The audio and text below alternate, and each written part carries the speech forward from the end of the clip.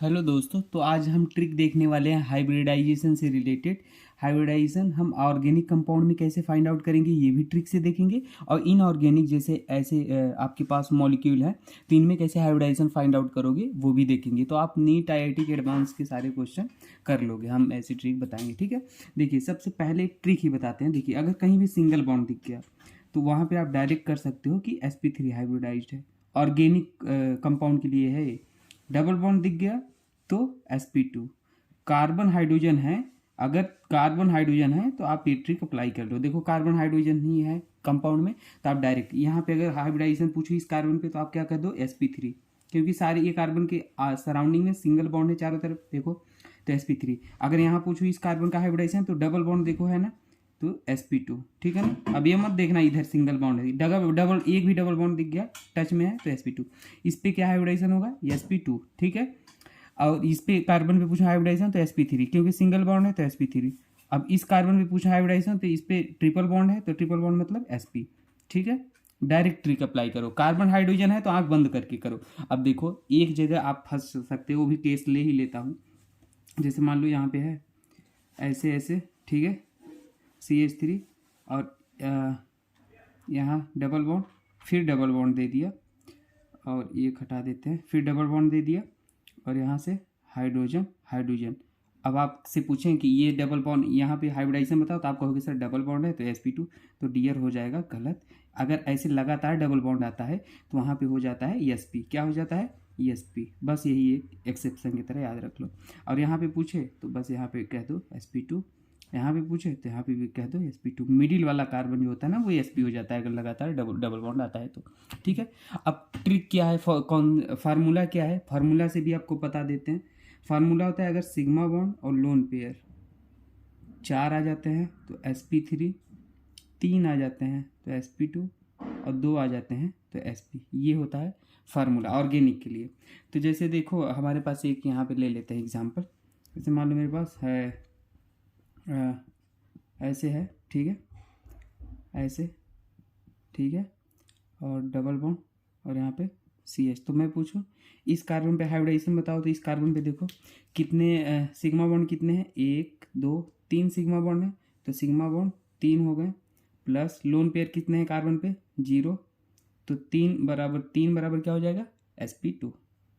ठीक है, फार्मूला से वही आ रहा है। अगर यहाँ पे पूछे तो यहाँ पे सिग्मा बॉन्ड 4 है, लोन पेयर कार्बन पे 0 है, तो 4 मतलब sp3। देखो सिंगल बॉन्ड में sp3 आता है, यही तो बताए थे, तो ये हो जाएगा। ठीक है, अब ध्यान देना। अब इनऑर्गेनिक में कैसे निकालेंगे हाइब्रिडाइजेशन ये भी आपको सिखा देते हैं। देखिए इनऑर्गेनिक का जो ट्रिक होता है स्टेरिक नंबर आप याद रख लो। देखो देखो इनऑर्गेनिक में सबसे पहले आपको ट्रिक होता है स्टेरिक नंबर, z बराबर होता है 1/2।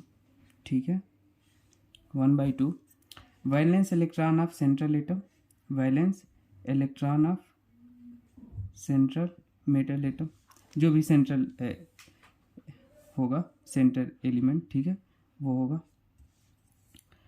और उसके बाद अगर प्लस, अगर नेगेटिव चार्ज है तो उसको प्लस कर दो जितने भी नेगेटिव चार्ज हैं, और अगर पॉजिटिव चार्ज है तो उसे माइनस कर दो।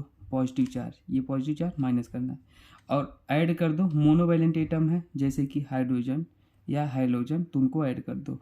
मोनोवैलेंट एटम कौन होते हैं, हाइड्रोजन या हाइलोजन, ऐड कर दो।